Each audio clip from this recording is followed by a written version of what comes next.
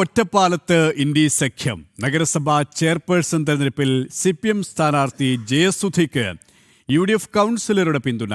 ജയസുധിയെ UDF അംഗം PMA Jaleel ആണ് പിന്തുണച്ചത്.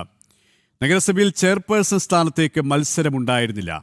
ഏതായാലും ഇന്ത്യ സഖ്യം കേരളത്തിലും അധികാരത്തിനു വേണ്ടി പലയിടങ്ങളിലും ഒന്നിക്കുന്നു എന്നതിൻ്റെ ഉദാഹരണം തന്നെയാണ് ഒറ്റപ്പാലത്ത് നടന്നത്.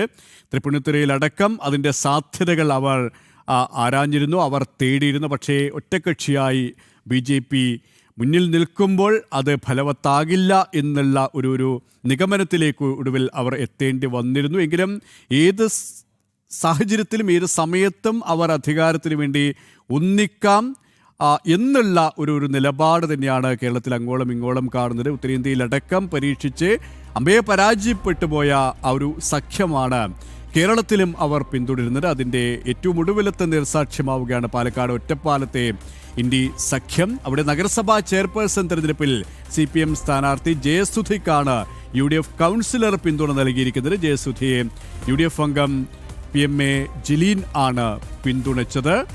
ഏതായാലും രാഷ്ട്രീയ സമവാക്യങ്ങൾ മാറിമറിയുന്നു. അധികാരം തന്നെയാണ് പ്രഥമ പരിഗണന. അതിനുവേണ്ടി ഏത് തരത്തിലുള്ള ആശയങ്ങളും ബലികൊടുക്കും ഇരു മുന്നണികളും, ഈ LDFും UDFും എന്ന കാര്യത്തിൽ സംശയമില്ല. ഏത് തരത്തിലായി കഴിഞ്ഞാലും ജനഹിതം അംഗീകരിക്കാൻ പോകുന്നില്ല ഞങ്ങൾ.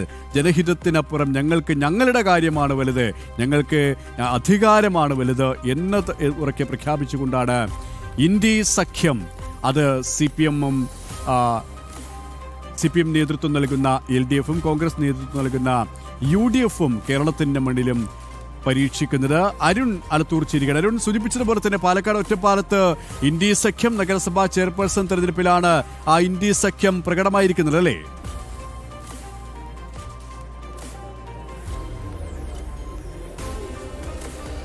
തീർച്ചയായിട്ടും അത്തരത്തിലാണ്. ഈ ഒറ്റപ്പാലം നഗരസഭയെ സംബന്ധിച്ചിടത്തോളം അവിടെ ചെയർപേഴ്സണായിട്ട് CPMലെ MK ജയസുധയാണ് എതിരില്ലാതെ തെരഞ്ഞെടുക്കപ്പെട്ടത്. പക്ഷേ കോൺഗ്രസിനെ സംബന്ധിച്ചിടത്തോളം ആണെങ്കിലും അതുപോലെ തന്നെ BJPയെ സംബന്ധിച്ചിടത്തോളം ആണെങ്കിലും സംവരണം ചെയ്യപ്പെട്ട SC സംവരണം ആയതുകൊണ്ട് തന്നെ സ്ഥാനാർത്ഥിയെ നിർത്തുന്നതിന് വേണ്ടി അത്തരത്തിൽ SC വിഭാഗത്തിൽ നിന്നും വിജയിച്ച കൗൺസിലർമാർ BJPക്കും അതുപോലെ തന്നെ കോൺഗ്രസിനും ഉണ്ടായിരുന്നില്ല. സ്വാഭാവികമായിട്ടും നമുക്ക് ഈ തെരഞ്ഞെടുപ്പ് വരുന്ന സമയത്ത് കോൺഗ്രസും BJPയും ഒക്കെ അത്തരത്തിൽ അവർക്ക് സ്ഥാനാർത്ഥികളില്ലാത്ത സാഹചര്യത്തിൽ വോട്ട് ചെയ്യുകയോ അല്ലെങ്കിൽ മറ്റോ ഇല്ലാതെ വിട്ടുനിൽക്കുന്ന നടപടികളാണ് സ്വീകരിക്കാറുള്ളത്. പക്ഷേ ഇവിടെ ഈ CPMൻ്റെ കൗൺസിലർ KK രാമകൃഷ്ണൻ നാമനിർദ്ദേശം ചെയ്ത ജയസുധയെ UDF നേതാവ് PMA ജലീൽ പിന്തുണച്ചതാണ് ഇപ്പോൾ ശ്രദ്ധേയമായിരിക്കുന്നത്. ഏതായാലും ഇത്തരത്തിൽ ഒറ്റപ്പാലം നഗരസഭയിലാണ് ചെയർപേഴ്സണെ ഇത്തരത്തിൽ UDF പിന്തുണച്ചിരിക്കുന്നത്. CPMൻ്റെ ചെയർപേഴ്സണെ UDF പിന്തുണയ്ക്കുന്ന സാഹചര്യം ഉണ്ടായിരിക്കുന്നത് എന്നുള്ളതാണ്. അതേസമയം തന്നെ ഈ ഉച്ചയ്ക്ക് ശേഷമാണ് അവിടുത്തെ ഉപാധ്യക്ഷ തെരഞ്ഞെടുപ്പ് നടക്കുക. ആ സമയത്തും UDFൻ്റെ ഭാഗത്ത് നിന്ന് ഇത്തരത്തിൽ CPMനെ പിന്തുണയ്ക്കുന്ന സാഹചര്യം ഉണ്ടാവുമോ എന്നുള്ളതാണ് എല്ലാവരും ഉറ്റ് നോക്കുന്നത്. അരുൺ, ഈ പാലക്കാട് നഗരസഭാ തെരഞ്ഞെടുപ്പിലടക്കം ഈ ഇന്ത്യ സഖ്യത്തിൻ്റെ ഒരു പരീക്ഷണം ഉണ്ടായിരുന്നു. പക്ഷേ വലിയ ഒരു മുന്നേറ്റം, ജനങ്ങളുടെ വോട്ടുറപ്പിക്കുന്ന സമീപനമാണ് NDA സ്വീകരിച്ചത്. പക്ഷേ അതുകൊണ്ട് തന്നെ ഈ ഒരു സമീപനം വില പോകില്ല എന്നുള്ള തിരിച്ചറിവ് പലയിടങ്ങളിലും ഇന്ത്യ സഖ്യത്തിനുമുണ്ടല്ലേ?